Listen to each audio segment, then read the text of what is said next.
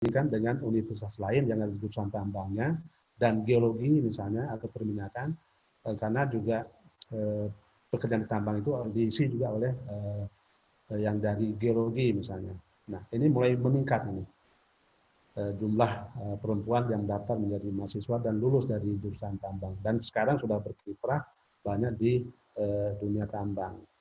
Nah, kemudian peluang perempuan di pertambangan itu hampir semua bidang yang saya sebutkan tadi, mulai dari eksplorasi itu banyak geologis, kemudian banyak perempuan-perempuan teknisi dan segala macam itu mengisi di bidang eksplorasi, malah terjun ke remote area, ke tengah-tengah hutan juga banyak melakukan pemetaan, mengambil sampling, kemudian dan lain sebagainya. Kemudian juga dalam hal lingkungan, ya, HSE, safety lingkungan segala macam, perizinan, nah ini terutama banyak sekali, konstruksi juga, ini sudah banyak diisi oleh para perempuan, baik di office dan office sanitasi, keuangan segala macam, dan juga di lapangan. Nah, kenapa tadi memang lebih teliti, bersih, dan lebih rapi. Nah, kita ambil contoh untuk yang di Freeport, KPC, Indomuru, Vale, segala macam, itu banyak sekali perempuan yang menjadi operator. Dan seperti yang sudah dijelaskan tadi, memang memberikan hasil yang cukup baik, tingkat kecelakaan kerja yang menurun. Dan bahkan posisi itu bisa dari operator sampai supervisor dan ini board of director, mengisi juga posisi-posisi direksi. Ini sudah ada banyak yang sudah sampai ke batas itu. Nah, jadi sebenarnya sudah tidak ada yang namanya tadi pembedaan antara posisi laki-laki dan perempuan, itu tidak dibicarakan. Di perusahaan itu lebih banyak menilai kepada performance atau KPI-nya, ya, yang hasil yang karya yang dihasilkan oleh para pekerja, yang tidak melihat gender. Nah, kemudian di Perhapi sendiri ini pada tanggal 27 nanti penutupan, kita akan memberikan award. Nah, beberapa di antaranya adalah misalnya untuk Women in Mining 2020. Nah, kita memberikan award kepada perempuan yang bekerja di pertambangan dengan beberapa kriteria tertentu. Nah, karena memang dia menjadikan sebagai teladan, ya, bagi perempuan-perempuan lain untuk lebih berkiprah di pertambangan. Karena seperti saya sampaikan tadi bahwa banyak juga lulusan jurusan-jurusan pertambangan akhirnya memang tidak bekerja setelah dia kawin misalnya. Nah, ini juga menjadi suatu kendala, suaminya tidak mengizinkan dia kerja ke lapangan atau berpisah tempat, lokasi, kota segala macam, sehingga terpaksa dia harus tinggal di rumah. Nah, tapi banyak juga yang sampai sekarang sekian puluh tahun dia berkarir di perusahaan tambang dan masih eksis dan malah sudah menduduki posisi-posisi yang sangat penting di pertambangan. Nah, kemudian saya setelah membaca buku tersebut, memang seperti yang telah disampaikan oleh Pak Mahyudin tadi, memang bahwa buku ini masih sangat istilahnya bukan sempit tapi terbatas informasi yang diteliti, yaitu di perusahaan KPC dengan posisi operator, belum meningkat kepada supervisor, kemudian manajer, dan malah ke direksi, dan juga belum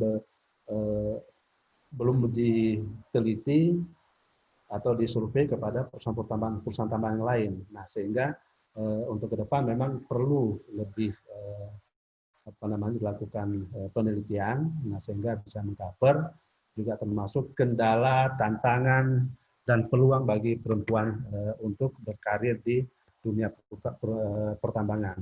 Nah, buku ini memang sangat menarik untuk kita pelajari untuk di industri pertambangan dan menjadi motivasi bagi para perempuan untuk tidak usah takut masuk ke dunia pertambangan, karena semua terlindungi. Untuk bawa alat berat yang yang kita lihat sangat serem, gede-gede.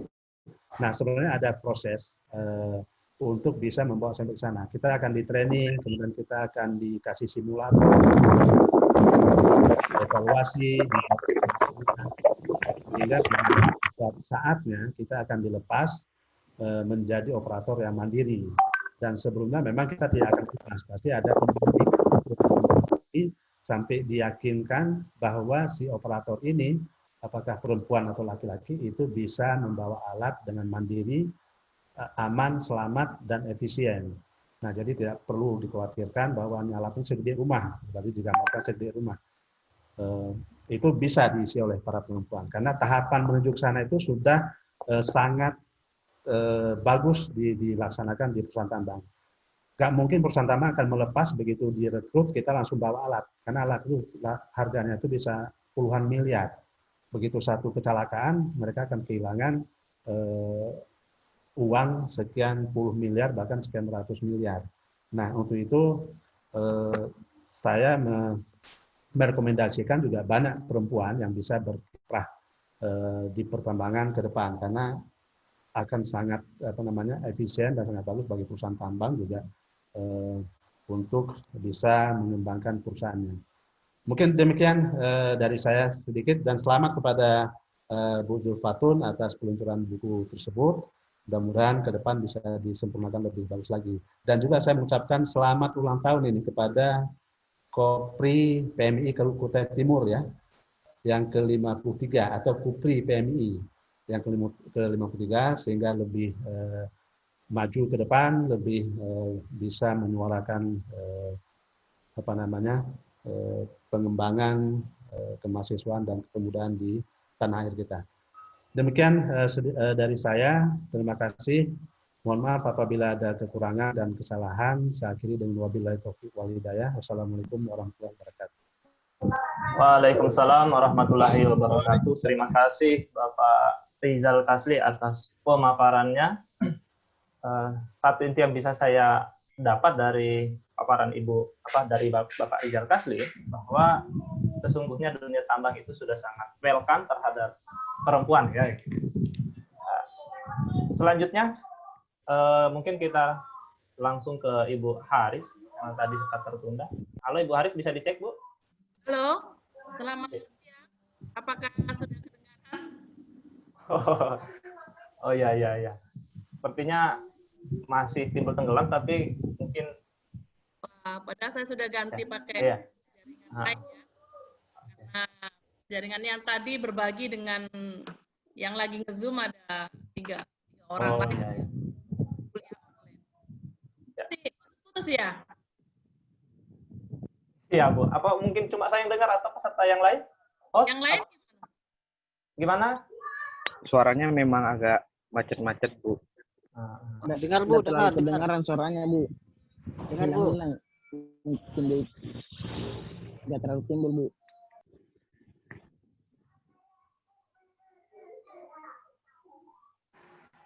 Harap bersabar ya teman-teman. Pelan aja kali ya. Slide saya juga nampak kali ya.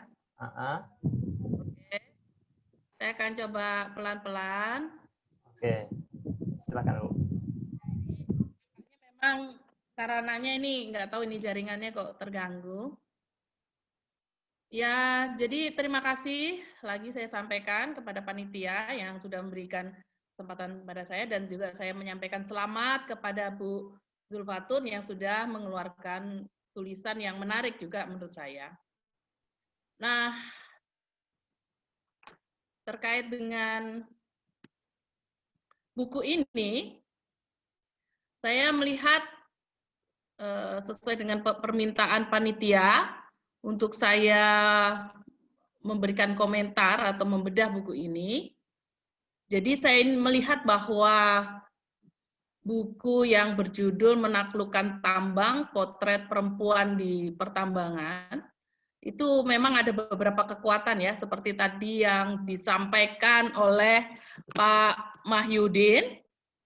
Ada beberapa hal yang juga menarik menurut saya. Yang pertama, tentu ini menjadi nilai lebih ketika buku itu ditulis oleh seorang perempuan. Jadi buku tentang perempuan dan ditulis oleh perempuan merupakan satu kekuatan dari buku ini. Kemudian yang kedua, pilihan gaya tulisan jurnalis yang menurut saya yaitu pilihan yang menarik ya, karena cenderung ringan dan menjadi peluang untuk dibaca kalangan yang lebih luas gitu ya. Meskipun memang seharusnya pilihan gaya menulis ini tidak kemudian membatasi penulis untuk menampilkan data-data yang menarik ya, yang seperti tadi juga disinggung oleh Pak Mahyudin. Ketika menyampaikan data minoritas perempuan, alangkah baiknya kalau itu juga memunculkan jumlahnya. Nah, kemudian di buku ini ada foto-foto yang tentu sangat menarik, dan lebih menarik tadi setelah ditampilkan Bu Zulfatun di slide karena berwarna ya, karena di buku tidak berwarna. Meskipun itu tidak berwarna, tapi saya pikir ini satu nilai tambah ya. Ya. Kemudian terkait dengan kekuatan lain dari buku ini. Jadi kekuatan buku ini, yang pertama, buku ini mampu menampilkan secara langsung ya suara perempuan yang bekerja di pertambangan. Yang kemudian, yang kedua, buku ini juga menyajikan beberapa analisa teori dan konsep yang terkait dengan gender untuk memahami situasi perempuan di pertambangan. Nah, buku ini juga sebenarnya menampilkan informasi kualitatif yang menjadi daya tarik ya. Daya tarik dari buku ini. Pilihan paparan kualitatif bukan berarti tidak menarik, tapi itu menurut saya suatu yang menarik ya. Oke. Berikutnya, kalau kita mencermati di dalam buku ini, memang tadi saya sudah menampilkan apa kekuatan dari buku ini, menampilkan bagaimana perempuan bisa bekerja di sektor pertambangan, namun sebagai sebuah potret, karena kata potret yang dipilih oleh penulis, harus diakui ada beberapa potret yang hilang. Ya, penulis mengatakan salah satu yang menurut saya penting di dalam kajian penulis, klaim terkait dengan kebijakan gender di perusahaan itu tidak hanya semata-mata bisa dijawab dengan bukti bahwa ada pekerja perempuan di perusahaan. Itu yang ditulis oleh penulis, dan harusnya ini juga tergambar dalam kebijakan tertulis terkait kebijakan dari hulu sampai ke hilir. Nah, nampaknya potret yang disajikan, kalau saya tidak salah ada 3 kali penulis menulis hal itu, tetapi kita tidak bisa menemukan kajian atau telaah terkait kebijakan apa yang sebenarnya yang sekarang sedang atau telah dilakukan oleh perusahaan gitu. Yang menurut saya itu juga menjadi penting. Nah, kemudian yang kedua adalah terkait dengan ini ada yang menarik. Soal kesetaraan mutlak yang ditulis oleh penulis di dalam naskah dan memperlihatkan yang tadi juga di paparan disampaikan, adanya kesetaraan mutlak di dalamnya, ini menjadi, saya terus terang mencari-cari, ada hal yang menarik sebenarnya ditulis di situ terkait dengan kebijakan memberikan sanksi PHK bagi pelaku pelecehan gitu. Tapi cerita tentang itu atau paparan tentang itu tidak gitu, sehingga terus terang sebagai pembaca agak kecewa gitu. Peraturan perusahaan yang memberikan sanksi bagi pelaku pelecehan ini juga menjadi salah satu argumentasi atau penggambaran tentang negosiasi perempuan. Nah, nampaknya memang penggambaran tentang negosiasi perempuan dengan kebijakan perusahaan ini masih kurang kuat digambarkan di dalam tulisan yang disajikan oleh penulis. Nah, kemudian kalau kita mencermati berikutnya, penyajian kualitatif, tadi ini juga disinggung oleh Pak Mahyudin, sebenarnya akan lebih kuat ketika data itu juga diungkapkan. Jumlah tenaga kerja perempuan setiap tahun bertambah, di situ diungkapkan, tapi perbandingannya dengan laki-laki seperti apa? Itu tidak muncul nampaknya di dalam tulisan penulis ini. Nah, kemudian penerapan jam kerja, 12 jam kerja. Dalam analisis atau penelitian terkait dengan gender, dengan menggunakan gender perspektif, penggunaan jam kerja itu menjadi sangat penting untuk ditelaah.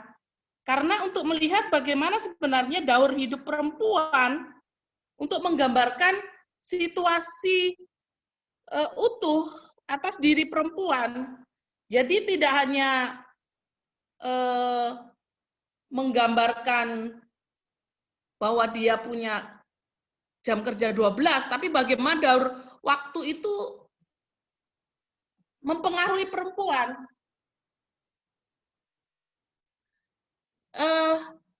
Ini juga sangat terkait dengan peran perempuan sebenarnya yang meskipun coba digambarkan oleh penulis, tapi karena tidak menggambarkan analisis daur waktu secara konkret, menurut saya penggambarannya kurang utuh.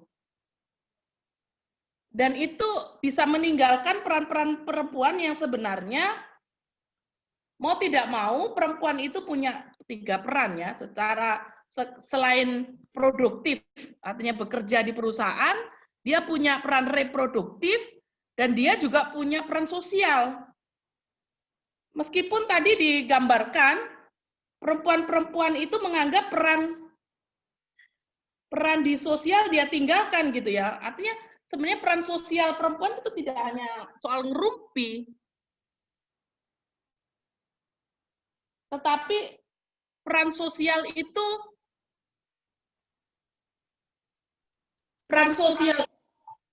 sebentar, saya coba ganti perangkat ya. Ini putus-putus enggak ya? Halo? Ya, suaranya cukup jelas, Bu. Ya, saya pakai 2 perangkat. Bentar.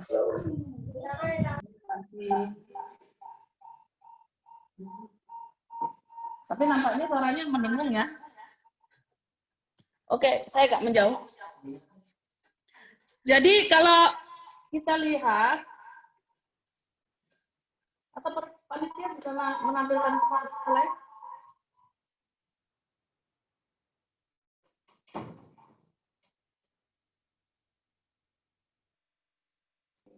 Panitia bisa menampilkan slide kan? Slide-nya sudah dikirim ke panitia, Bu ya? Iya. Tapi nggak bisa nih kayaknya selamanya. Oke, saya lanjut aja. Tapi suaranya jadi Ya. mendengar. Ya.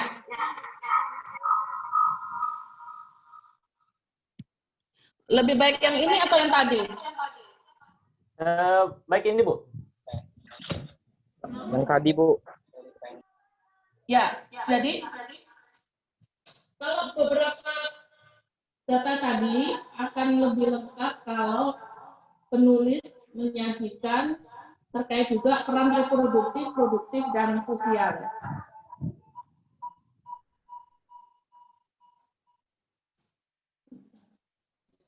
Mungkin salah satu mikrofonnya itu dimatiin, Bu, supaya dia tidak storing. Saya lagi mencoba mematikan.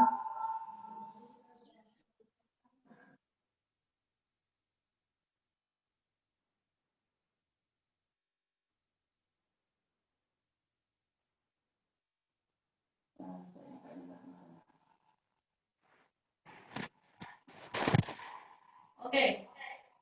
Saya ini kayaknya nggak bisa nih. Masih story, Bu. Iya.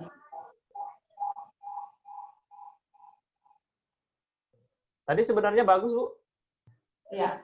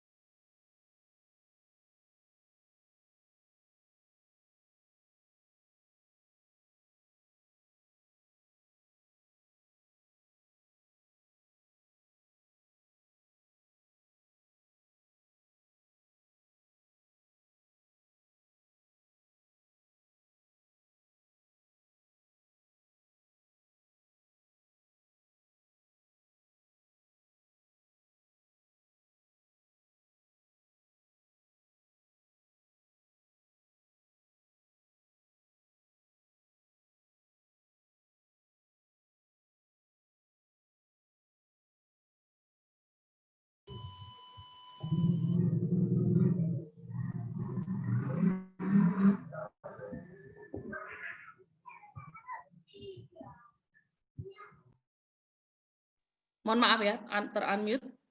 Jadi kalau kita bicara kesetaraan mutlak, tanpa ada satu kedalaman, ini akan bisa menjadi satu ancaman sebenarnya buat perempuan.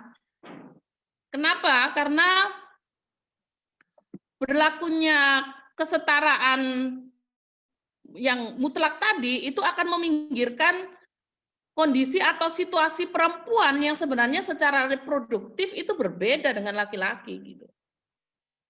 Nah, justru analisis gender itu bukan berarti menyamakan. Gender perspektif itu memahami bahwa situasi perempuan itu berbeda dengan laki-laki, tapi pembedaan itu tidak menempatkan perempuan pada posisi yang dirugikan. Itu perspektif gender tuh. Gender perspektif. Jadi gender perspektif itu bukan berarti disama-samakan, tidak. Tapi menjadi salah satu alat untuk memahami dan menelaah begitu, mengambil satu kebijakan agar tidak meninggalkan kekhasan perempuan karena peran-perannya itu tadi gitu. Nah, karena itu menjadi sangat penting menggali informasi dengan panduan pertanyaan yang sensitif terhadap peran itu. Gitu. Salah satunya dengan daur waktu, kemudian tadi juga ada disinggung Pak Mahyudin termasuk itu 12 jam, itu tentu akan ada penggambaran yang ada sesuatu yang hilang di situ. Gitu. Sebenarnya itu tidak hanya dialami perempuan, tapi juga laki-laki. Nah, salah satunya sebenarnya sudah muncul ketika penulis menyinggung tentang sarana laktasi. Harus dicermati bahwa ini beberapa negara maju sudah, ya kalau negara maju sudah sangat menerapkan dengan penuh ya, di mana kesadaran posisi tumbuh kembang anak pada masa emas itu menjadi satu waktu yang penting, tidak hanya untuk perempuan tapi juga laki-laki gitu. Sehingga kebijakan negara di beberapa negara memberikan peluang bagi laki-laki dan perempuan berperan lebih maksimal ketika di masa emas anak ini. Ketika balita itu diberikan ruang untuk bisa. Nah, ketika 12 jam dianggap sebagai sebuah kelebihan buat memposisikan kesetaraan perempuan, itu harus sangat hati-hati. Ini justru menghilangkan hak baik perempuan laki-laki untuk berperan secara reproduktif. Saya pernah punya riset seperti itu dan di beberapa pekerja tambang itu mengakui hal itu. Ada satu kehilangan dari peran itu yang dia rasakan itu sebagai sebuah kerugian. Nah, tidak hanya soal bagaimana memberikan ASI kepada anak dengan botol, bukan begitu, tapi butuh kedekatan, butuh relasi, butuh peran secara langsung. Saya pikir itu juga satu kehilangan yang bisa terjadi ketika perspektif yang digunakan sekedar kesetaraan mutlak. Nah, seperti judul presentasi saya mengambil judul perempuan, selain judul buku, saya juga menambahkan kalau perempuan menaklukkan tambang, di sisi lain juga ada perempuan yang ditaklukkan tambang. Meskipun ini memang tidak dipotret oleh penulis, tapi saya ingin menyajikan satu wacana yang pada narasi yang berada di wilayah pertambangan gitu. Bahwa kalau kita bicara daya serap tambang, memang dia hanya 6,7% dari seluruh tenaga kerja yang ada di Kalimantan Timur. Dan untuk perempuan dia hanya 1,2% yang bekerja di sektor pertambangan. Nah, faktor yang menyebabkan ini ya karena bukan dia nggak mau, tapi memang ciri khas dari sektor pertambangan itu yang padat modal, padat teknologi tinggi, kemudian dia tidak padat karya. Jadi tidak membutuhkan banyak tenaga kerja karena alat-alat yang digunakan sudah sangat besar sehingga cukup 1-2 orang mengoperasikan di tiap unit itu sudah cukup. Nah, ini yang saya gambarkan bahwa selain perempuan menaklukkan tambang, perempuan juga sudah ditaklukkan tambang ketika tambang itu hadir. Posisi perempuan justru juga ditaklukkan karena dia tidak, meskipun punya daya juang yang tinggi seperti digambarkan di dalam buku itu, tapi memang akses peluangnya tidak banyak. Dan itu tidak hanya perempuan, tapi juga laki-laki. Nah, saya punya satu penelitian terkait perempuan-perempuan di wilayah pertambangan, bahwa juga terjadi feminisasi kemiskinan. Kenapa? Karena kehadiran pertambangan itu mau tidak mau menyingkirkan kerja-kerja tradisional perempuan. Karena ciri industri tambang yang tidak padat karya itu, ya, kemudian ruang kerja tradisional perempuan itu tersingkir. Yang ini mengakibatkan perempuan kehilangan pekerjaan dan menjadi tidak mandiri secara ekonomi dan sosial, yang sebelumnya mereka secara ekonomi sangat mandiri dan punya bargaining position yang kuat di relasi sosial. Dan kemudian ada satu, ya, ini sudah mau slide terakhir, kurang 2 lagi ya. Feminisasi kemiskinan itu juga muncul di soal beban ganda. Tadi ya, ada peran ganda, tapi jangan lupa di peran ganda itu ada beban. Struktur sosial patriarki itu menempatkan beban ganda perempuan karena reproduktif sosial yang tidak adil itu menjadi persoalan buat perempuan. Nah, kesetaraan mutlak itu justru mengabaikan perbedaan kodrat perempuan yang berpeluang menciptakan keadilan gender. Jadi kesetaraan mutlak itu menurut saya mengandung bahaya juga. Nah, jadi kalau kita bicara pertambangan sebagai industri ekstraktif, mau tidak mau kita harus mengakui dia menyebabkan perubahan dan kerusakan lingkungan. Dan ekonomi tambang sendiri bukan ekonomi tambang yang berkelanjutan. Tambang bukan sumber daya alam yang dapat diperbarui. Jadi pertanyaannya kemudian, bagaimana kehidupan pasca tambang? Kita harus belajar dari kasus PT Chem yang sudah tutup lebih dulu. Setelah tambang tidak ada lagi, bagaimana kehidupan masyarakat sekitar? Tidak ada lagi yang bisa ditopang secara ekonomi. Nah, jadi sebagai penutup, di mana kita akan memposisikan buku ini? Buku ini tempatnya adalah menarik sebagai sebuah informasi awal bagi kebutuhan terkait kita ingin mengetahui potret perempuan yang bekerja di pertambangan. Perspektif dari buku ini mungkin menempatkan perempuan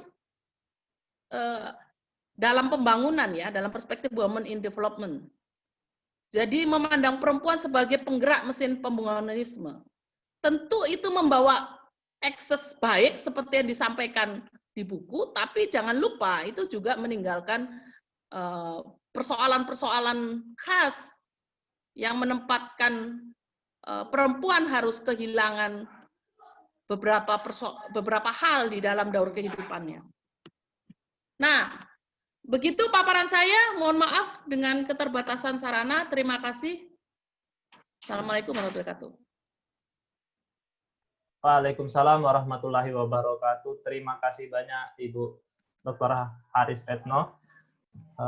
Paparannya cukup komprehensif tentang buku ini, mengupas tuntas buku ini, kemudian juga memberikan perspektif lain soal gender ya, sehingga saya rasa banyak hal-hal yang perlu didiskusikan dari diskusi paparan dari 3 pemapar tadi. Oke, baik Bapak Ibu, sahabat-sahabat sekalian, kita akan membuka sesi tanya jawab. Sesi tanya jawab kita akan buka 2 sesi kalau memang memungkinkan. Sesi pertama kita akan berikan 3 pertanyaan, kita akan menerima 3 pertanyaan. Teman-teman yang ingin bertanya, saya persilakan untuk raise hand ya, di kolom raise hand. Nanti akan saya tunjuk kira-kira siapa yang akan bertanya. Nah, kemudian nanti kalau sempat di sesi kedua, kita juga akan buka lagi 3 pertanyaan, tapi hanya via chat ya, chat di kolom Zoom. Silahkan ajukan pertanyaan teman-teman yang mau tanyakan. Nanti pertanyaan yang menarik akan saya bacakan untuk dijawab oleh narasumber. Silahkan yang ingin bertanya, saya persilakan untuk raise hand.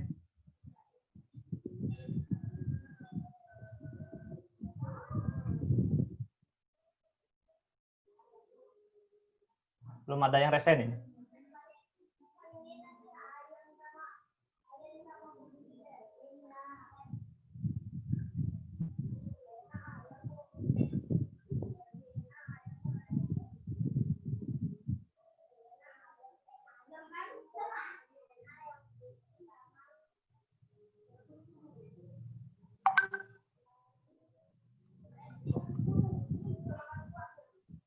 silakan teman-teman, Bapak Ibu sekalian.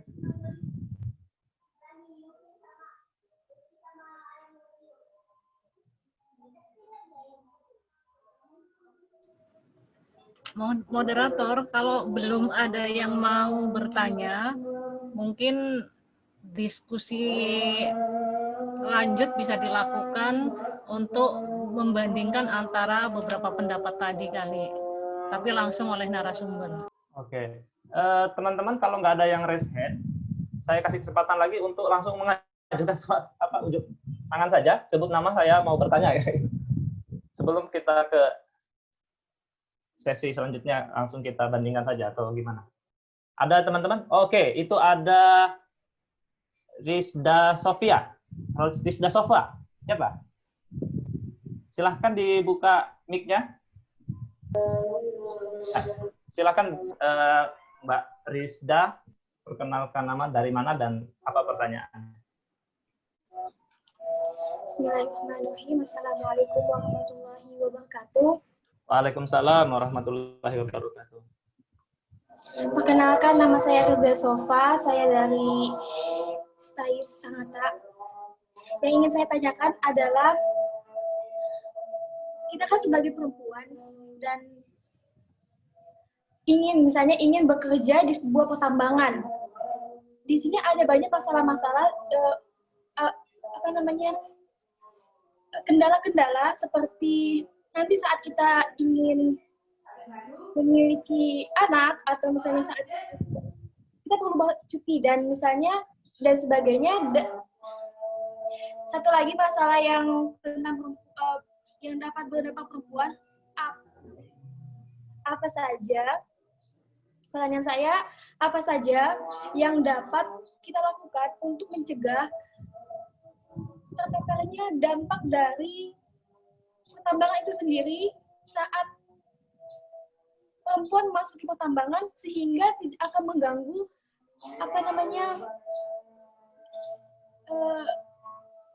yang berhubungan dengan keperempuanan. Misalnya dia tidak lagi dapat mendapatkan, atau misalnya turunannya.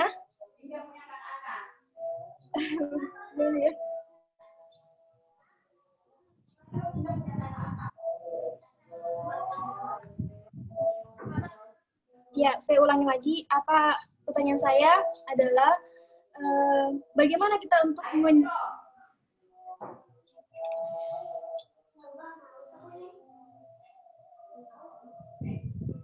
menghindari yang namanya dampak dari pertambangan terhadap hormon perempuan, sehingga itu akan berdampak pada reproduksi perempuanan. Ya, sekian. Wassalamualaikum warahmatullahi wabarakatuh. Waalaikumsalam warahmatullahi wabarakatuh. Terima kasih, pertanyaannya cukup bagus sebelumnya, Rizda Sofa. Ya, masih ada yang lain yang ingin bertanya? Silakan acungkan tangan. Itu Mas Panji Nugraha dan Muhammad Rizwan itu mau bertanya. Panji Nugraha dan Muhammad Rizwan. Oke, kita ke Mas Panji dulu. Silakan Mas.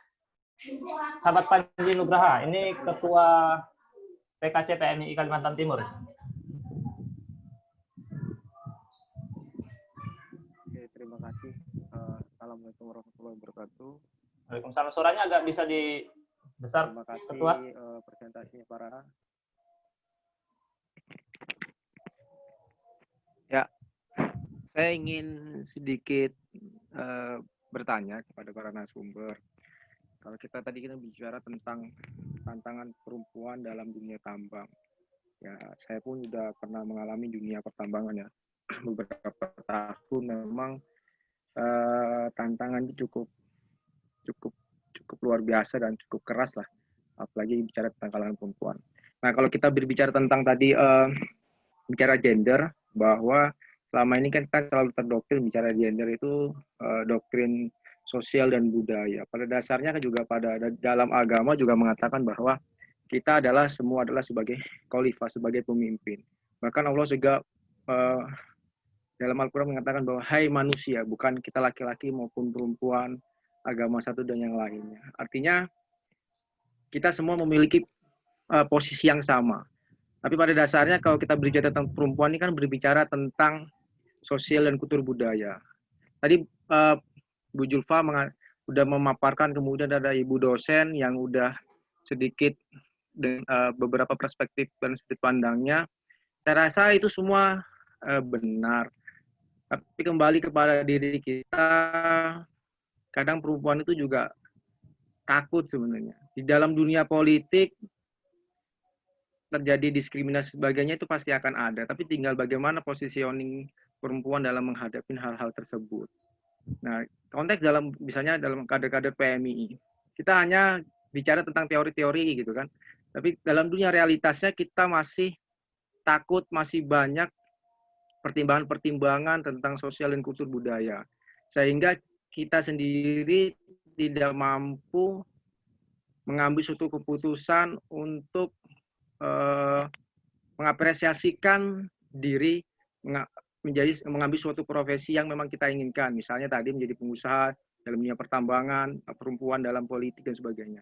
Nah, yang saya ingin pertanyakan, bagaimana misalnya Bu Jul memberikan apresiasi terhadap perempuan gitu kan, memotivasi agar memang kader-kader PMI ini tidak hanya berbicara pada ruang-ruang teori, tapi bagaimana implementasi mereka dalam mengambil sikap profesi mereka di dalam dunia apapun. Nah, ini kan hanya persoalan doktrin kata Ibu kan. Mungkin itu yang bisa saya sampaikan. Terima kasih. Assalamualaikum warahmatullahi wabarakatuh. Waalaikumsalam warahmatullahi wabarakatuh. Terima kasih Mas Panji. Saya lihat tadi masih ada lagi satu orang, ada dua orang yang raise hand, tapi saya ke yang perempuan ya. Karena ini ada Mbak Nur Aziza Aprilia. Silakan dibuka videonya, Mbak Aziza. Halo, nggak ada suaranya? Maaf, saya lagi di luar ini, Mbak. Oke. Ada suaranya ya? Oke, silakan.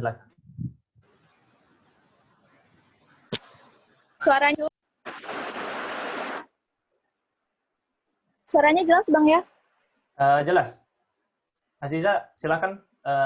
Namanya kan? Iya. Dari mana?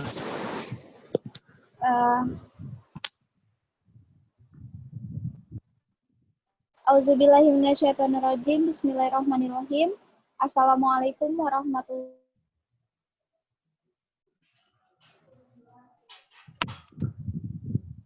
Halo Mbak Aziza, suaranya putus-putus.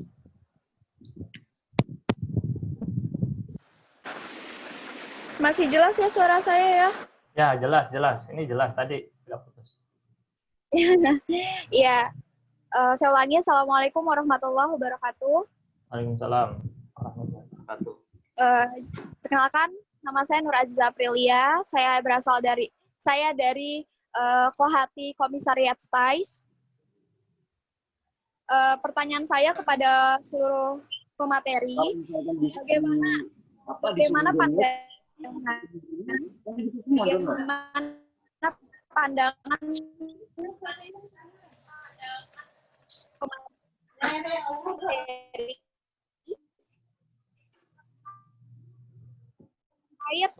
Suaranya ya.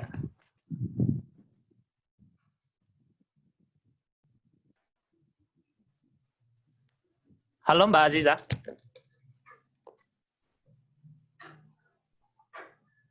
Oke, kayaknya jaringannya Mbak Aziza kurang bagus. Nanti saya minta pertanyaannya di chat saja. Ya. Halo? Jadi, halo. Ya. Jaringannya kayaknya kurang bagus, suaranya nggak kedengaran Mbak Aziza.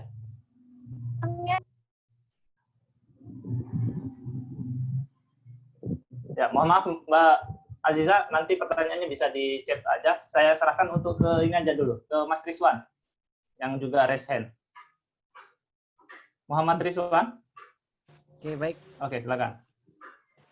Bismillahirrahmanirrahim. Assalamualaikum warahmatullahi wabarakatuh. Waalaikumsalam warahmatullahi wabarakatuh. Perkenalkan, nama saya Muhammad Rizwan. Saya dari Stiper Kutai Timur. Ya. Melihat tadi beberapa presentasi tentang buku-buku tentang pembahasan tadi ya. Pertanyaan saya mengacu kepada Ibu siapa tadi yang pertama itu? Ibu Zulfa. Ya, saya mengacunya ke itu. Sedikit menjadi pertanyaan kan, saya melihat problematika yang terjadi, makanya dia mengangkat buku bahwa kesetaraan perempuan itu kan. Yang menjadi pertanyaan saya, ketika kita mengambil sampel beberapa kesetaraan tadi itu, kira-kira bagaimana untuk mengaplikasikan di dunia tambang bahwasanya kesetaraan itu perlu, dan bagaimana caranya untuk membongkar paradigma orang-orang tambang terkait kesetaraan itu. Mungkin itu aja. Saya akhiri, billahi taufik wal hidayah. Assalamualaikum warahmatullahi taala wabarakatuh. Waalaikumsalam warahmatullahi wabarakatuh. Ya, terima kasih pada para audiens. Ada setidaknya 3 penanya dan 3 pertanyaan yang masuk ke diskusi kita. Yang pertama dari Rizda Sofa dari mahasiswa STAIS Kutai Timur. Pertanyaannya menarik soal perlindungan reproduksi sebenarnya, kebijakan perusahaan tambang itu untuk bukan hanya konteks hukum ya, apa kebijakan hukum, tapi juga kesehatan ya. Aspek kesehatan untuk reproduksi khususnya kaum perempuan yang punya kodrat untuk melahirkan anak kira gitu. Apa kebijakan perusahaan untuk ini kira-kira itu. Kemudian pertanyaan kedua dari sahabat Panji soal bagaimana mendorong sahabat-sahabat perempuan, baik itu mungkin di PMII ataupun HMI dan lain-lain, itu untuk mau mengambil peran secara real dalam dunia profesi itu supaya tidak minder dengan situasi dan kondisi yang hari ini yang mereka termasuk kelompok marginal ya. Nah, kemudian yang ketiga datang dari Rizwan, Muhammad Rizwan, mahasiswa Stiper, soal kebijakan perusahaan, paradigma perusahaan untuk mengarus utamakan gender. Garis besarnya seperti itu. Saya berikan kesempatan pertama untuk Ibu Zulfa memberikan jawabannya. Terima kasih sahabat Sulkadrin. Suara saya bisa didengar? Bisa, Bu. Oke. Sebelum saya menjawab pertanyaan-pertanyaan yang lain, saya mengucapkan terima kasih dulu kepada Ibu Haris yang telah melihat perspektif lain. Jadi mungkin perlu saya jelaskan bahwa perspektif seperti yang digambarkan oleh Ibu Haris tadi, bagaimana perempuan ditaklukkan oleh tambang, untuk saat ini tulisan-tulisan seperti itu sudah sangat banyak jumlahnya. Dan saya melihat bahwa tidak ada tulisan pembanding yang sifatnya ini loh, tidak semuanya informasi tentang perempuan di tambang atau tentang perempuan dan tambang atau perlakuan tambang ke perempuan tidak selamanya itu adalah sesuatu yang negatif. Oleh karena itu, kenapa buku ini saya fokusnya baru mengangkat pada satu sisi? Karena saya melihat ini kalau perspektifnya saya tarik ke perspektif yang seperti perempuan ditaklukkan oleh tambang, menjadi tidak ada beda dengan buku-buku lain. Karena saya memiliki tulisan-tulisan, baik itu yang sifatnya jurnal maupun tulisan-tulisan opini lepas di media, yang sifatnya adalah kontraproduktif dengan apa yang selama ini ada sisi lain dalam kehidupan mereka. Oleh karena itu, saya mencoba untuk lebih memberikan alternatif bacaan lain.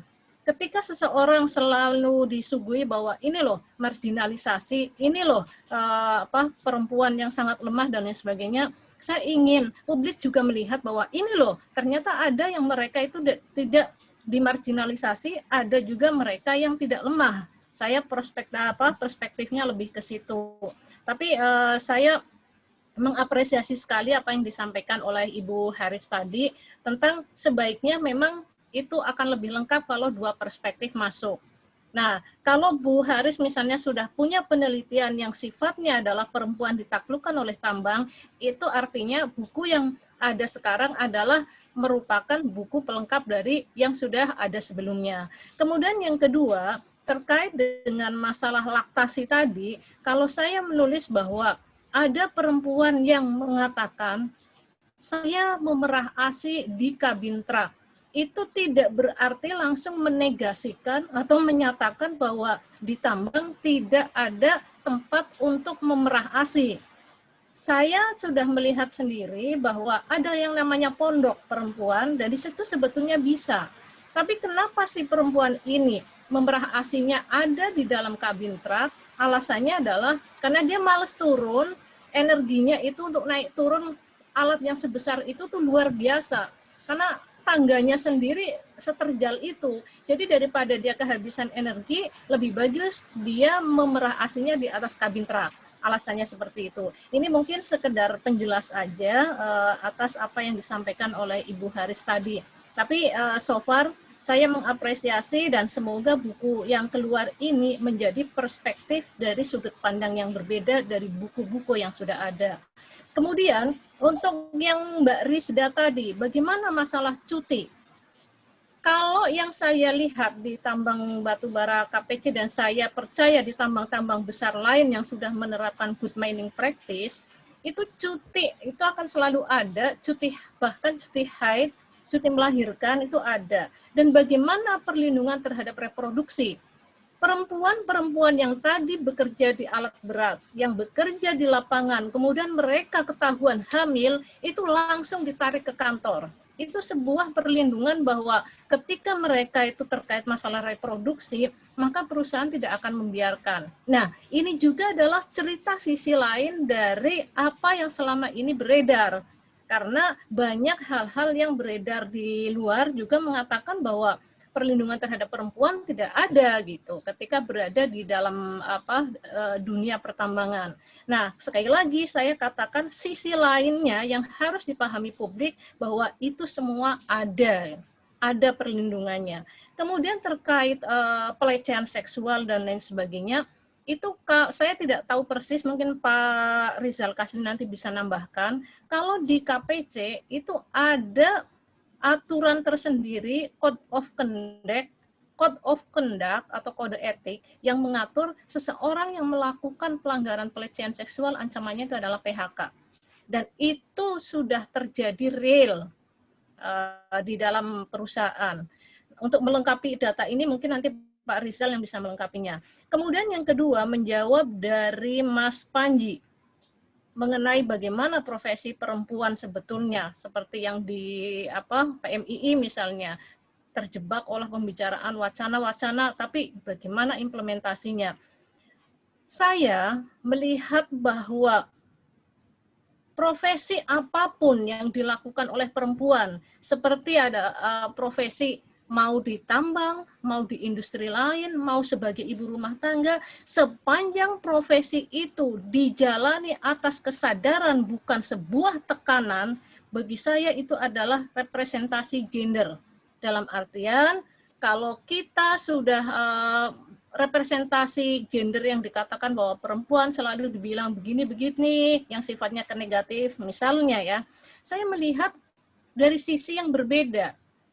Saya tidak mengatakan bahwa perempuan yang misalnya duduk di board of director, kemudian perempuan yang duduk sebagai operator di lapangan, itu adalah sesuatu yang satu mungkin bentuk diskriminasi atau bentuk kekerasan, yang satu bentuk kemuliaan. Saya nggak mengatakan seperti itu. Kalau saya melihatnya, sepanjang itu merupakan keputusan yang diambil berdasarkan bukan tekanan, seperti tadi kan saya ungkap bahwa mereka memandang tambang menjadi operator yang dalam tanda kutip ini adalah pekerjaan keras.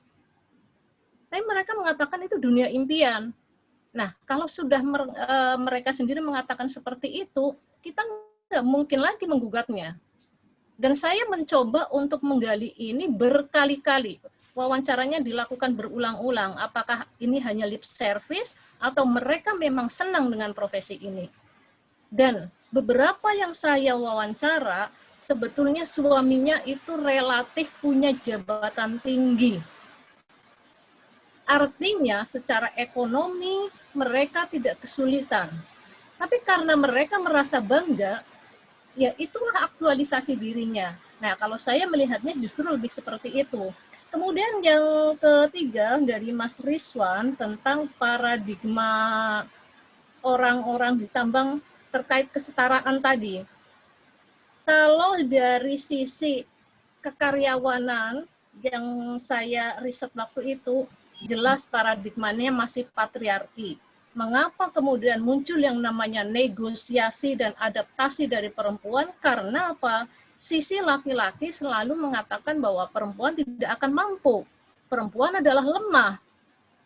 Nah, ini artinya mereka memiliki paradigma bahwa dunia ini dunia gue, dunia ini bukan dunia lu, kan misalnya seperti itu. Nah, tapi bagaimana paradigma dari perusahaannya sendiri? Lagi-lagi ini mungkin bisa dilengkapi oleh Pak Rizal nanti. Kalau dalam riset saya yang berada di KPC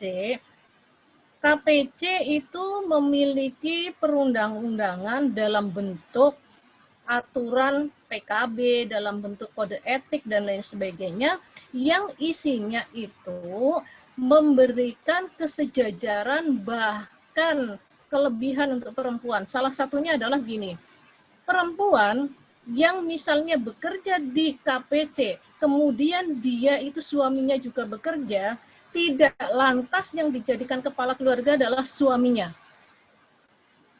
Kalau dilihat secara benefit, jabatan istrinya lebih tinggi, maka istrinya bisa meminta ke manajemen, bisa minta ke HR, saya yang menjadi penanggung. Sedangkan suami dan anak-anak saya menjadi tanggungan saya. Ini terjadi pada diri saya sendiri. Status saya penanggung, meskipun saya perempuan. Nah, ini artinya ada kebijakan pro-gender yang memang cukup menguntungkan. Lagi-lagi ini adalah satu perspektif. Bisa jadi di tempat lain tidak seperti itu. Cuma saya ingin mengedepankan bahwa kita ini melihat sesuatu, ada baiknya dari perspektifnya tadi Bu Haris, ada baiknya dari perspektif yang ini. Itu aja. Terima kasih moderator. Terima kasih Ibu Zulfa. Saya ingin ke Pak Rizal Kasli dulu. Pak Rizal Kasli, saya ingin Pak Rizal Kasli untuk memberikan jawaban soal bagaimana sebenarnya kebijakan perusahaan yang khususnya yang tergabung dalam Perhapi soal perlindungan reproduksi untuk perempuan. Apakah sama dengan yang kemudian didapatkan oleh Ibu Zulfa Mahmuda di perusahaan KPC atau mungkin punya kebijakan yang beda-beda modelnya? Terima kasih. Silakan Pak Rizal. Ya, terima kasih Mas. Saya ingin meluruskan dulu bahwa Perhapi itu Perhimpunan Ahli Pertambangan Indonesia, profesional, bukan perusahaan. Kalau perusahaan itu ada IMA dan APBI dan APNI segala macamnya. Nah, oke, jadi saya melihat begini, bahwa untuk keberadaan tenaga kerja perempuan di perusahaan-perusahaan tambang itu sudah cukup terlindungi. Nah, salah satu seperti yang disampaikan tadi, kita ada peraturan perusahaan, kita ada PKB, perjanjian kerja bersama, kemudian ada Code of Conduct. Nah, itu memang sangat tegas dijelaskan di pasal PHK, pengertian hubungan kerja itu bisa terjadi apabila, nah salah satunya adalah melakukan pelecehan terhadap perempuan, karyawan, gitu ya, karyawan perempuan. Nah, itu bisa langsung di PHK. Nah, tapi memang ini kan harus dibuktikan di sidang di HRD, ada saksi segala macam, dan memang itu terjadi. Jadi untuk para perempuan yang bekerja di perusahaan tambang itu menurut saya sudah cukup terlindungi dan jelas ditegaskan di dalam peraturan-peraturan tersebut. Nah, kemudian tadi mengenai keselamatan kerja juga sudah dijamin. Nah, untuk reproduksi saya bukan ahlinya, tapi yang memang terjadi adalah perempuan juga diberikan haknya. Misalnya ada tadi cuti haid, cuti melahirkan itu misalnya 3 bulan itu tetap diberikan kepada perempuan, di mana yang laki itu tidak ada. Nah, ini hal-hal seperti ini memang sudah di-cover dalam peraturan undang-undang dan peraturan-peraturan dan termasuk peraturan perusahaan itu sudah jelas itu memang ada. Nah, jadi untuk para perempuan tidak usah khawatir kalau memang mau berkarir di perusahaan tambang itu sangat terbuka dan sangat terlindungi. Nah, di samping itu memang di tambang itu secara keselamatan kerja sistemnya itu sangat ketat. Tidak seperti yang misalnya boleh memakai rok pendek, nah itu tidak boleh ditambang, harus menggunakan celana panjang, karena untuk melindungi juga bagi para pekerja semua, pakai helm dan segala macam, itu memang sangat ditekankan dan ada dan termasuk dalam salah satu perjanjian kerja. Kalau kita mau bekerja di tambang itu sangat ketat memang. Kemudian mengarus utamakan gender dari Mas Rizwan ini, saya pikir tidak ada masalah gender kalau saat ini di tambang ya. Nah, dulu memang seperti yang pernah saya gambarkan itu tidak ada perempuan yang berminat di tambang karena menganggap stigma atau mitos bahwa itu hanya kerja bidang kerja lelaki. Nah, sebenarnya sekarang sudah tidak ada lagi dan biasa saja bagi kami di perusahaan tambang. Ada bos perempuan misalnya mengatur kami itu hal yang wajar karena memang prestasinya kemampuan dia memimpin juga bisa dibuktikan di lapangan. Mungkin itu Mas yang bisa saya tambahkan karena yang lain saya nggak jelas pertanyaan yang itu, tapi mudah-mudahan sudah bisa memberikan gambaran kepada kita semua bahwa memang tidak seserem yang kita bayangkan. Kalau kita tidak mengenal, memang kita tidak mengerti apa yang terjadi di dalam. Nah, seperti itu, seperti Bu Zulfatun katakan, beliau juga bekerja tambang ini, nah, dan sudah dirasakan sendiri. Oke, demikian Mas. Terima kasih. Terima kasih Pak Rizal Kasli. Kira beberapa pertanyaan tadi sebenarnya sudah terjawab dengan bagus ya.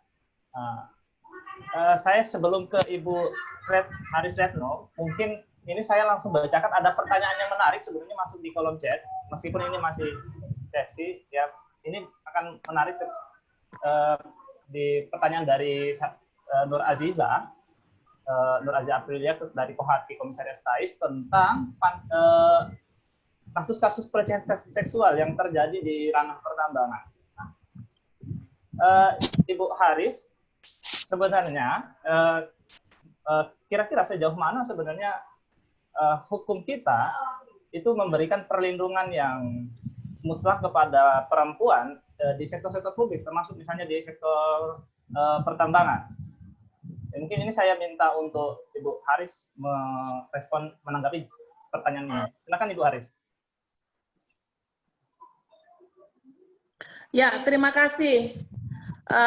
Terima kasih ya, saya mungkin nanti tidak menyebut satu-satu penanyanya, saya akan langsung secara umum aja memberikan komentar. Menarik tadi yang terakhir soal bagaimana sebenarnya hukum kita, apakah cukup melindungi perempuan di pertambangan atau tidak gitu ya, terkait dengan tadi ya. Ini tadi yang salah satu poin yang saya tulis di slide saya. Apakah cukup jelas ini suaranya? Jelas Ibu, jelas. Ya, baik. Tadi yang saya tulis di slide saya soal pentingnya penulis mungkin lebih detail menyajikan bagaimana negosiasi perempuan dengan perusahaan itu yang dilakukan dan bagaimana kebijakan terkait dengan perlindungan kalau terjadi kasus-kasus yang menimpa perempuan itu secara tertulis sudah ada dalam peraturan perusahaan yang menurut hasil riset saya tidak semua perusahaan seperti itu. Saya mengambil contoh. Ada satu contoh kasus yang ini perusahaannya sudah tutup di tahun 2004. Perusahaannya generasinya bersamaan dengan KPC yaitu Kalian Equatorial Mining. Ini perusahaan tambang emas di Kutai Barat sampai hari ini menyisakan 17 kasus perkosaan seksual dan pelecehan seksual ya, perkosaan dan pelecehan seksual. Salah satu pelakunya itu general manager. Nah, tentu ini bagaimana kalau sanksinya PHK yang pelakunya general manager gitu. Nah, sehingga kasus itu sampai sekarang tidak terselesaikan gitu ya. Para korban, 2 orang korban tidak menerima ganti kerugian yang diberikan 18 juta per orang saat itu ya, karena tambang ini tutup di 2004. Nah, ini akan menarik jika naskah yang disajikan Bu Zulfatun akan menggambarkan bagaimana perempuan-perempuan itu bernegosiasi dengan perusahaan. Karena yang digambarkan terkait negosiasi secara detail itu baru secara internal ya. Jadi perusahaan perempuan dengan rekan sekerja, kemudian perempuan dengan partner di rumah begitu. Tapi bagaimana kemudian bernegosiasi dengan kebijakan perusahaan seperti apa? Karena situasinya saya kira di setiap perusahaan akan berbeda. Nah, kemudian secara umum hukum kita bagaimana ya hari ini kalau kita mengevaluasi perlindungan terhadap atau penegakan hukum terkait urusan soal kekerasan terhadap perempuan ini tentu perlu ada satu regulasi baru gitu. Karena terutama hambatannya ketika proses hukum itu akan dilaksanakan ya. Banyak sekali hambatan-hambatan yang terjadi dan itu bisa satu sesi kita diskusi sendiri ya tentang itu dan karena itu banyak desakan bagaimana sebenarnya perlu rancangan undang-undang khusus terkait. Karena payung hukum yang ada ini baru masih warisan Belanda, tentu situasi dan konteks hukum dan rasa keadilan masyarakat berbeda. Nah, kemudian yang menarik lagi adalah soal tadi juga disinggung hak reproduktif perempuan. Ini yang saya sampaikan, perlu sangat hati-hati membaca data, tapi sebagai sebuah data itu menarik ya, yang disajikan Bu Zulfa soal kesetaraan mutlak. Tapi tentu sebaiknya tidak berhenti di situ, tapi membuat sebuah analisa lebih mendalam, karena kalau kita berkaca pada hak reproduktif perempuan, tentu yang diharapkan bukan sebenarnya kesetaraan mutlak, karena perspektif gender laki-laki tadi yang seperti saya sampaikan, gender perspektif itu bukan berarti menyamaratakan laki-laki dan perempuan, tapi memahami bahwa situasi perempuan dan situasi laki-laki ada pada ranah yang sama, dan ada yang berbeda. Nah, perbedaan itu sebenarnya bagian dari kodrat alamiah laki-laki maupun perempuan. Nah, sampai hari ini masih jauh dari harapan adalah soal itu tadi, bahwa tanggung jawab reproduktif itu tidak hanya perempuan ya. Jadi reproduktif itu juga laki-laki dalam artian ketika peran reproduktif itu seolah-olah secara kultural karena kultur patriarki yang berkembang, maka itu menjadi tanggung jawab perempuan. Padahal di sisi yang lain itu juga tanggung jawab laki-laki. Ketika seorang anak tidak mendapatkan keseimbangan peran antara laki-laki, ibu dan bapak, tentu akan terjadi ketidakseimbangan secara psikologis bagi anak. Kalau itu sudah sangat dipahami ya, kajian perlindungan anak itu sudah sangat banyak. Nah, ini yang sangat jauh dari harapan di dunia kerja, apalagi dengan fakta bahwa 12 jam harus bekerja di lokasi pertambangan itu menurut saya sangat luar biasa. Karena itu akan sangat, sebenarnya saya berharap di dalam naskah ini memberikan gambaran 12 jam itu daur hidup perempuan seperti apa, termasuk daur hidup di rumah. Dan kemudian memperbandingkan dengan partner hidupnya, termasuk yang single parent seperti apa, bagaimana dia bisa bertahan dalam situasi demikian, itu akan lebih kuat lagi ketika itu mampu digambarkan berdasarkan daur hidup perempuan. Dan ada satu catatan yang menarik tadi juga terkait juga dengan apa yang disampaikan para penanya, di naskah ini ada hal yang menarik, tadi saya juga singgung soal pandangan penulis, sebaiknya kebijakan perusahaan itu tidak berhenti hanya mempekerjakan perempuan, berarti dia sudah menjalankan perspektif gender. Tidak. Tapi harus terintegral dengan kebijakan dari hulu sampai ke hilir. Termasuk menurut saya, yang perlu ditanyakan ya, saya pikir itu masih banyak pertanyaan yang bisa diajukan kepada para pekerja perempuan operator itu tadi. Misalnya, faktual bahwa tambang ini nggak akan selamanya. Tambang itu industri yang tidak renewable. Setelah pasca tambang mereka akan bagaimana dan kemudian perusahaan sendiri seperti apa gitu. Tadi kalau penulis kan juga menyajikan itu tetapi tidak menyajikan kebijakan-kebijakan yang sudah tersedia apa dan kemudian harapannya perempuan-perempuan ini apa. Itu belum tergambar di situ. Nah, itu yang menurut saya menjadi sangat penting ketika ya itu hak Dan menurut saya menarik, tapi itu ya itu haknya penulis untuk memilih di sisi menampilkan ini, tetapi menampilkan sisi itu akan sangat lebih lengkap potretnya. Makanya di akhir sesi saya tadi saya sampaikan memposisikan buku yang ditulis Bu Zulfatun ini menarik dalam kerangka memberikan gambaran awal terkait potret perempuan. Tetapi untuk sampai mendetail lagi masih perlu kita tunggu nih. Tadi katanya mau riset lanjutan Bu Zulfatun, semoga itu akan lebih mendalam. Dan satu lagi, tadi ini terkait juga dengan Mas Panji ya, saya kira berhubungan soal tadi bagaimana perempuan berkiprah gitu ya. Ketika perempuan pekerja tambang ini beranggapan bahwa aktivitas sosial itu sebagai sesuatu hal yang negatif, menurut saya ini perlu dikaji lebih mendalam ya, karena aktivitas sosial tuh jangan dipahami hanya ngerumpi ya. Bahkan sekarang ngerumpi itu naik level loh. Sekarang banyak kegiatan-kegiatan yang memakai judul ngerumpi politik itu. Artinya kan ngerumpi itu sekarang naik level. Bahkan emak-emak juga jadi komoditas politik yang menggiurkan buat banyak kalangan gitu. Artinya ngerumpinya emak-emak itu penting dalam khasanah perpolitikan kita. Nah, tapi maksud saya yang ingin saya sampaikan tadi, peran perempuan itu tidak hanya reproduktif-produktif, tapi ada juga peran sosial. Dan peran sosial itu jangan dianggap tidak penting gitu, karena banyak keputusan-keputusan yang terkait dengan perempuan itu dilahirkan di peran-peran sosial tadi. Saya kira mungkin ketika nanti akan melanjutkan riset, itu pertanyaan-pertanyaan yang lebih tajam terkait aspek itu ya. Artinya dengan peran-peran sosial itu seperti apa? Karena kalau saya pernah dulu wawancara perempuan, tapi sudah sangat lama ya pekerja perempuan, ya mereka menyadari bahwa mereka nggak punya waktu ya, bukannya nggak cukup waktu, nggak ada waktu lagi untuk beraktivitas sosial yang sebenarnya itu juga penting bagi mereka. Sosial itu bukan soal grup ya, tapi di relasi sosial menentukan keputusan-keputusan di tingkatan masyarakat itu kan perempuan juga perlu terlibat. Kalau itu tidak terlibat, tentu akan terjadi ketimpangan dalam pengambilan kebijakan. Dan kebijakan itu sendiri justru akan jadi timpang, gitu, tidak menempatkan keadilan dalam perspektif gender yang sebenarnya.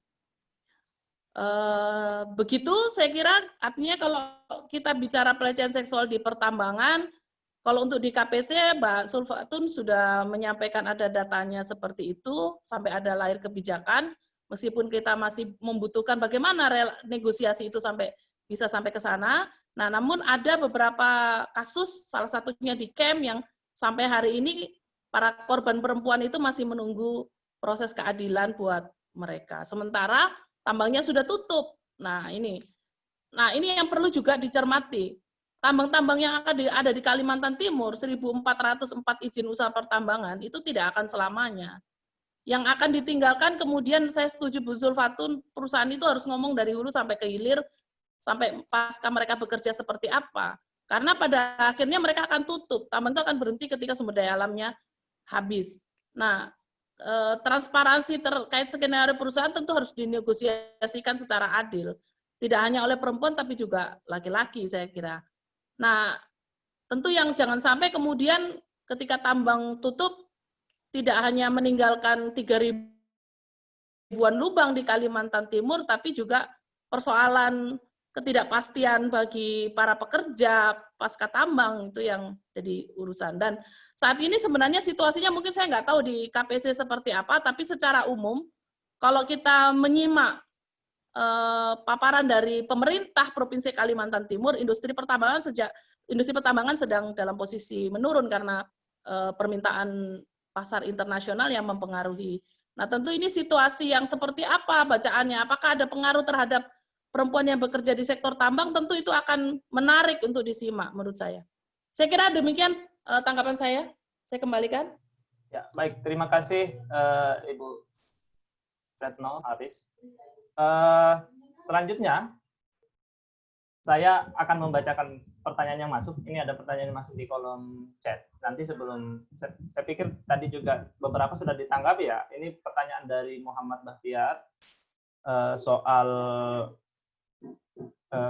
kesejahteraan ya, kesetaraan perempuan, kesetaraan gender di arena pertambangan. Nah, dia mau mempertanyakan kira-kira dalam konteks ruang lingkup perusahaan, apa yang disampaikan oleh Ibu Retno tadi memberikan pekerja perempuan untuk tetap memainkan peran-peran sosial dan juga peran reproduksi. Nah, ini mungkin cukup menarik untuk ditanggapi oleh peneliti atau penulis dalam hal ini Ibu Zulfa dan juga nanti Pak Rizal Kasli. Kemudian pertanyaan juga masuk dari Muhammad Sahrul Rani dari UPRI Makassar soal proporsi pekerja perempuan dan laki-laki, apakah memungkinkan kira-kira untuk mendapatkan proporsi kuantitas yang sama antara perempuan dan laki-laki di sektor tambahan. Kira-kira itu yang saya tangkap. Nah, saya berikan kepada Ibu Zulfa, nanti kemudian langsung ke Bapak Rizal Kasli. Mungkin waktunya 3 menit, Ibu Zulfa ya. Terima kasih sahabat Zulkadrin. Saya langsung saja, saya akan menanggapi yang ditanyakan terkait bagaimana perempuan yang aktif di luar dan bagaimana dia tetap bisa melihat kodratnya sebagai perempuan. Ini adalah hal yang cukup menarik bagi saya ketika saya melakukan wawancara ke para perempuan tambang. Dalam notabene-nya dalam konteks ini adalah yang bekerja sebagai operator. Dan sekali lagi, kenapa saya suka dengan spesifikasi para operator, karena memang mereka sangat spesifik dari segala sesuatunya, dari jam kerjanya, dari yang lain-lainnya juga. Tantangannya, dan juga dunia patriarkinya yang luar biasa di lapangan.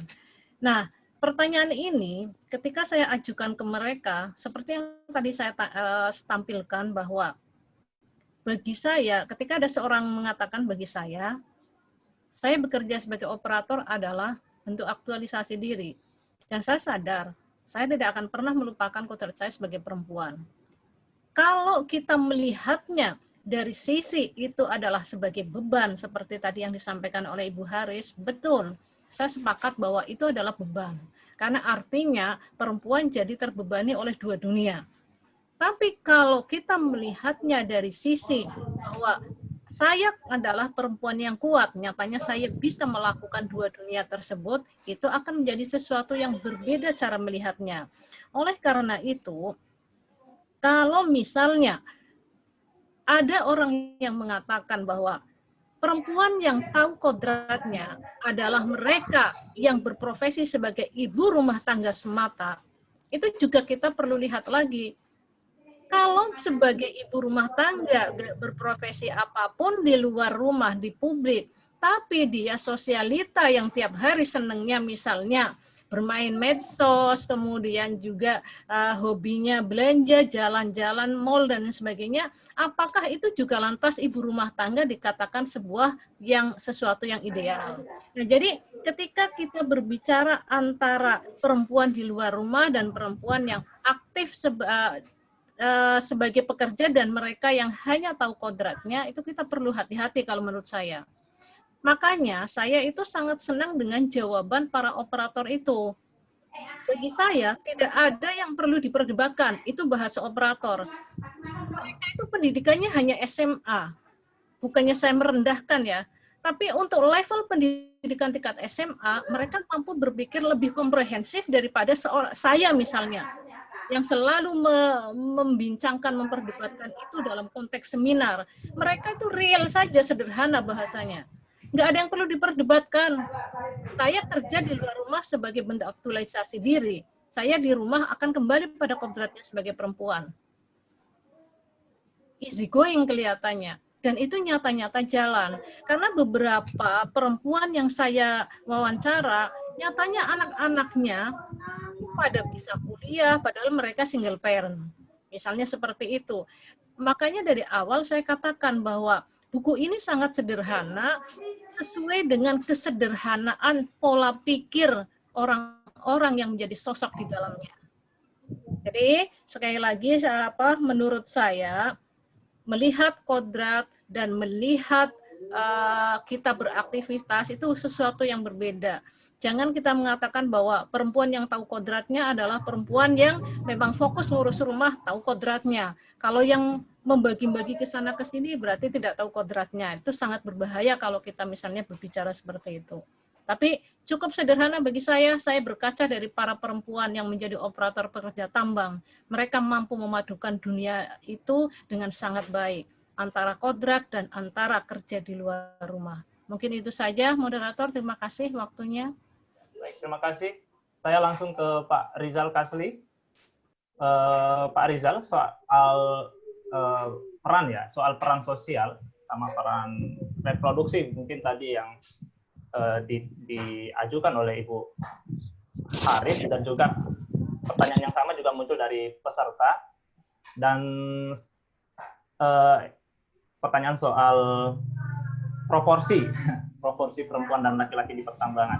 Nah, saya minta Pak Rizal Kasli silakan menyampaikan dalam waktu 3 menit. Mungkin saya juga minta sekaligus untuk closing statement ini Pak, karena waktu kita sudah semakin mepet. Oke, terima kasih Mas.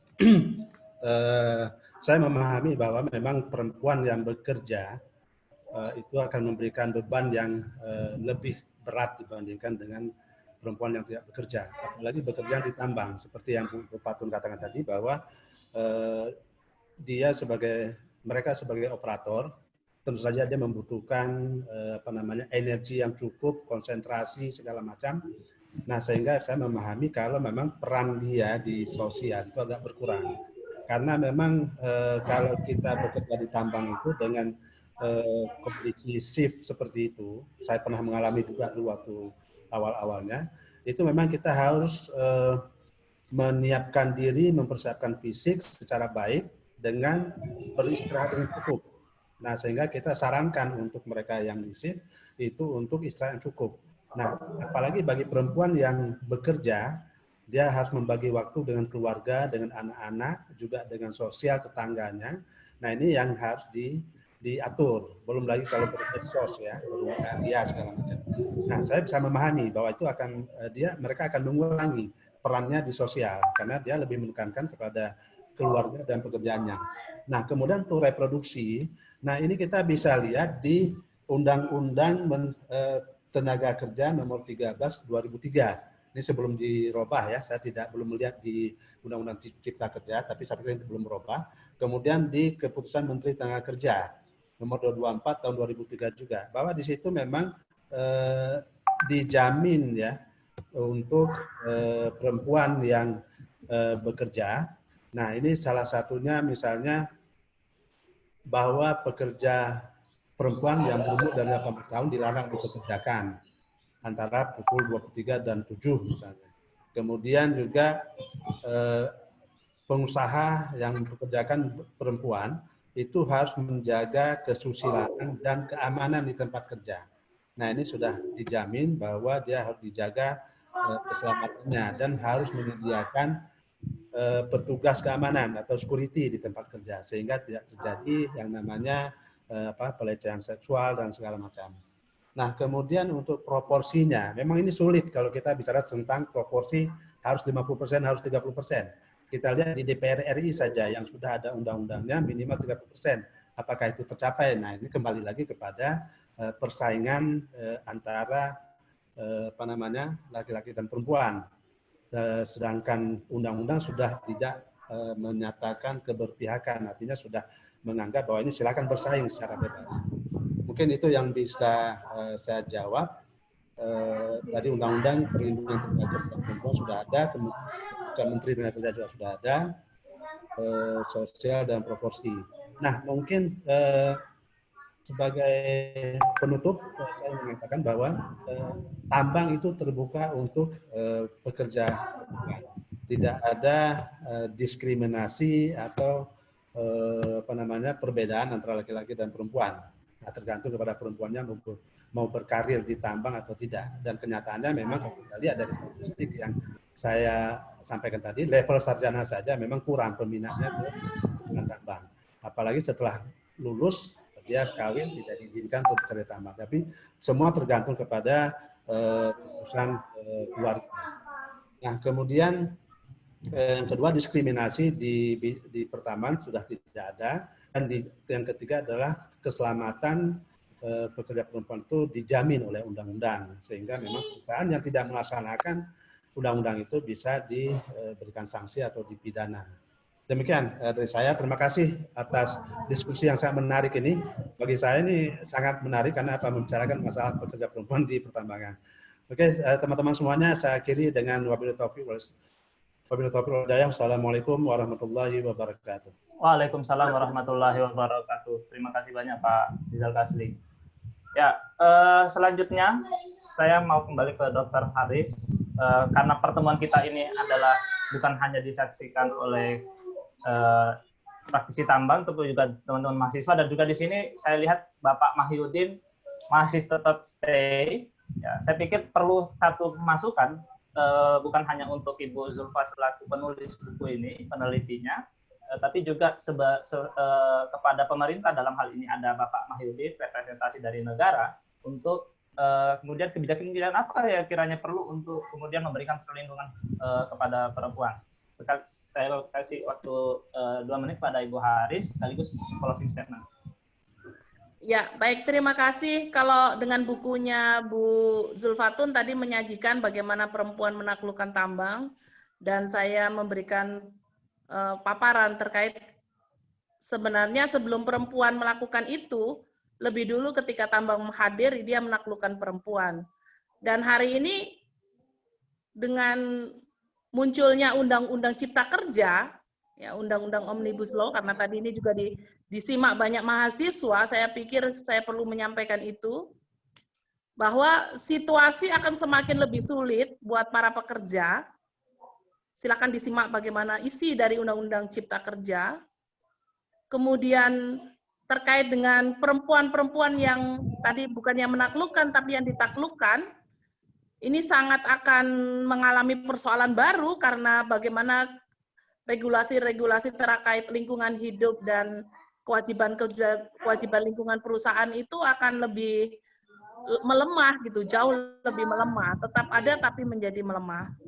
Nah, ini pilihan politik yang dilakukan oleh negara, dan ini menjadi sangat penting kita cermati, karena sebenarnya tadi yang saya sampaikan, hanya di Kalimantan Timur itu daya serap, kalau katanya Undang-Undang Cipta Kerja akan membuka lapangan pekerjaan lebih besar, sepanjang itu menyandarkan kepada industri ekstraktif, maka daya serapnya akan sangat terbatas.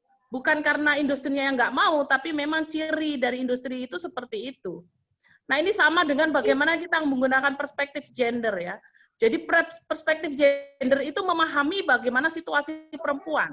Jadi tidak sekedar menyamakan, tapi memperlakukan secara adil kepada perempuan. Itulah perspektif gender. Nah, sama dengan ini, jadi memahami situasi tambang yang sebenarnya untuk mengambil kebijakan yang tepat. Kalau tadi saya sampaikan yang juga sangat penting adalah menempatkan bagaimana kajian itu memahami daur hidup perempuan secara reproduktif, produktif maupun sosial. Karena saya mencermati 12 jam tidak hanya bagi perempuan, bagi laki-laki itu tentu ada harga yang harus dibayar di situ. Ada satu kehilangan sisi kemanusiaan yang pasti harus menjadi korban. Nah, karena itu menurut saya perlu dipikirkan kembali, perlu dikaji lebih mendalam. Terutama Kalimantan Timur yang bersandar kepada industri ekstraktif ini, industri ini tidak akan selamanya ada, dan kemudian pasca tambang itu harus menjadi pemikiran kita bersama ya, karena ini di forum banyak mahasiswa. Daya serap tambang tidak akan cukup besar, dan apalagi di Kalimantan Timur kalau kita lihat data, pengangguran terbanyak juga perempuan, karena memang industrinya adalah industri ekstraktif yang mendominasi hampir 40% kawasan di Kalimantan Timur. Saya kira demikian. Kalau studi ini akan dilanjutkan, tentu ada catatan-catatan yang perlu diperdalam, karena benar tadi yang disampaikan Bu Zulfa bahwa ini gambaran real yang beliau peroleh di lapangan, tapi harus hati-hati ketika kita sebagai peneliti, namun kecermatan menyajikan pertanyaan atau menggali informasi itu akan sangat mempengaruhi data atau informasi yang kita terima. ketika data yang metode yang kita sampaikan tidak mampu menangkap secara utuh, maka yang akan kita terima hanya informasi yang ada di permukaan. Saya kira demikian, terima kasih sudah memberikan kesempatan kepada saya untuk menyampaikan pemikiran. Mohon maaf jika ada kekurangan. Assalamualaikum warahmatullahi wabarakatuh. Waalaikumsalam warahmatullahi wabarakatuh. Terima kasih Bu Haris Retno Susmiati. Ya, terakhir kepada penulis, saya berikan waktu untuk closing statement pada kesempatan hari ini. Silakan Ibu Zulfa. Baik, terima kasih. Yang pertama-tama pasti saya akan mengucapkan terima kasih atas semua masukan, baik yang disampaikan oleh Pak Mahyudin, Ibu Haris maupun Pak Rizal, terkait dengan buku yang saya terbitkan tadi. Dan saya menyadari bahwa buku ini baru memandang satu sisi persoalan. Masih banyak hal lain yang bisa ditulis dan dikembangkan. Bisa jadi nanti suatu hari saya ingin berkolaborasi dengan Bu Haris untuk mengeluarkan buku lagi yang di dalamnya bisa mengkombinasikan berbagai sisi. Tidak sisi negatif sendiri, sisi positif sendiri, sehingga buku itu berdiri sebagai sebuah satu kesatuan. Saya sangat mengapresiasi semua masukannya dan mudah-mudahan buku ini bisa menjadi semacam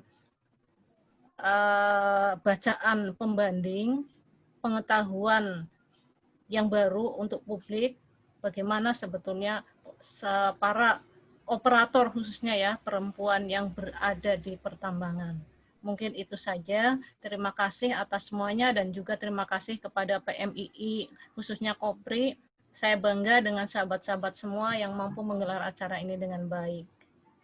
Dan kepada seluruh peserta, saya ucapkan terima kasih juga sudah tergabung dalam diskusi ini.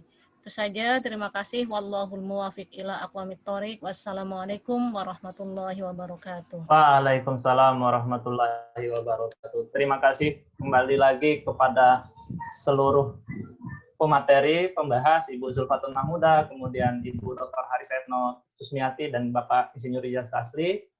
Kemudian juga terima kasih banyak kepada Bapak Dr. Mahyudin, masih stay, saya lihat Zoom-nya sampai akhir diskusi. Diskusi kita pada hari ini saya pikir cukup bagus dan cukup menarik dan menjadi sesuatu yang unik karena tema yang diangkat adalah tema-tema yang cukup menyedot perhatian publik, khususnya tentang perempuan dan pertambangan. Adapun PR-PR yang lain yang perlu dilakukan itu cukuplah menjadi catatan untuk kita semua, ya, untuk berbuat lebih baik ke depan, khususnya untuk perempuan dan dunia pertambangan. Mungkin Pak Mahyudin mau berikan closing? Ya, saya dari awal sampai akhir ngikutin acara ini karena diskusinya menarik. Saya kira banyak masukan-masukan berharga dari Ibu Dr. Haris Retno, juga dari Pak Rizal. Ya, jadi buku ini cukup karena ditulis secara jurnalistik, jadi cukup memberikan informasi. Buku ini sangat informatif saya kira, lepas dengan segala kekurangannya yang memang tidak ada sesuatu yang sempurna. Ibu Julpa semangat terus berkarya, menulis. Memang isi buku itu lebih banyak kepada wawancara para operator ya. Padahal dalam perusahaan tambang itu wanita kan bukan hanya operator, yang jadi JM, jadi direktur juga banyak. Tapi lebih fokus memang kepada operator, nanti bisa dikembangkan lagi. Bahkan wawancaranya saya juga tadi sebenarnya kasih masukan kalau bisa wawancaranya lebih dalam lagi. Misalnya karena karyawan tambang itu kerjanya 12 jam, orang hidup itu kan perlu istirahat 8 jam paling tidak satu hari. Itu sudah memakan waktu 20 jam, jadi waktu sosialnya tinggal 4 jam, itu juga perlu diwawancara bagaimana mereka menggunakan waktu 4 jam itu bisa maksimal untuk suami, untuk anak, untuk dan lain-lain sebagainya. Karena kalau saya pribadi, istri saya itu harus mendampingi saya di atas 10 jam. Jadi kalau didampingi 4 jam aku nggak kuat tuh kalau saya. Jadi saya kira apapun itu, selamat Bu Julfa. Mudah-mudahan nanti tulisan-tulisan berikutnya kita tunggu lagi untuk dibahas bersama-sama. Assalamualaikum warahmatullahi wabarakatuh. Waalaikumsalam warahmatullahi wabarakatuh. Terima kasih Bapak Dr. Mahyudin, SDMM. Demikian tadi diskusi kita, Bapak Ibu sekalian, sahabat-sahabat semua. Terakhir saya mau mengucapkan terima kasih juga untuk Kopri PMI Ikutin dan juga teman-teman PMI, sahabat-sahabat PMI, teman-teman peserta, dan juga pendukung dalam hal ini Balai Ilmu Pustaka yang tergabung dalam kelompok Gramedia yang mendukung acara ini. Mari kita akhiri dengan sama-sama membaca hamdalah. Alhamdulillahirabbil alamin. Terakhir kita beri aplaus untuk kita semua. Demikian saya selaku moderator dalam memimpin acara ini mungkin kurang ada yang salah, ada yang kurang. Saya mohon maaf. Saya akhiri. Wallahul muwaffiq ila aqwamit thoriq. Assalamualaikum warahmatullahi wabarakatuh. Waalaikumsalam warahmatullahi wabarakatuh. Waalaikumsalam warahmatullahi wabarakatuh. Waalaikumsalam warahmatullahi wabarakatuh. Tetap berkarya.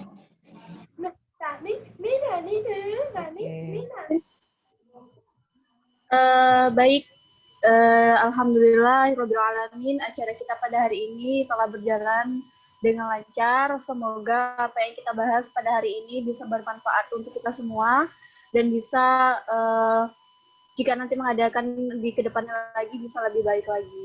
Sekali lagi terima kasih kepada seluruh pemateri, narasumber, dan juga tentu kepada Ibu Zulfa sebagai penulis buku. Semoga untuk kedepannya kita bisa bekerja sama dengan lebih baik lagi. Dan tidak lupa pula kepada seluruh peserta yang masih yang tetap konsisten mengikuti dari awal sampai akhir kegiatan diskusi bedah buku nasional pada hari ini. Mungkin cukup sekian kegiatan kita pada hari ini. Untuk selanjutnya nanti akan diinfokan untuk masalah sertifikat, nanti akan diinfokan melalui grup peserta. Mungkin cukup sekian, marilah kita tutup kegiatan ini dengan bersama-sama membaca hamdalah. Ya baik, sekali lagi terima kasih. Setelah saya mengucapkan salam, saya mempersilahkan kepada seluruh partisipan atau peserta untuk meninggalkan link Zoom. Wallahul muwaffiq ila aqwamit thoriq. Wassalamualaikum warahmatullahi wabarakatuh. Hidup. Terima kasih ya, selamat buat sukses acaranya.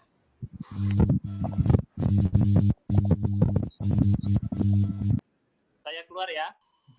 Siap, Bang Zul. Terima kasih banyak telah. Saya izin keluar ya. Baik Ibu, terima kasih atas Baik Ibu ya. Bu. Tes menyelenggarakan acara. Terima kasih Ibu.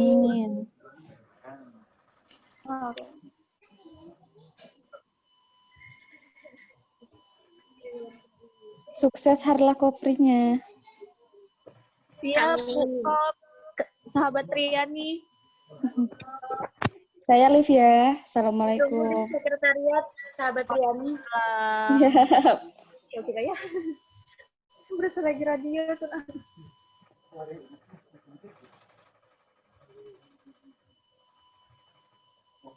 Redang Mak. Keluarga.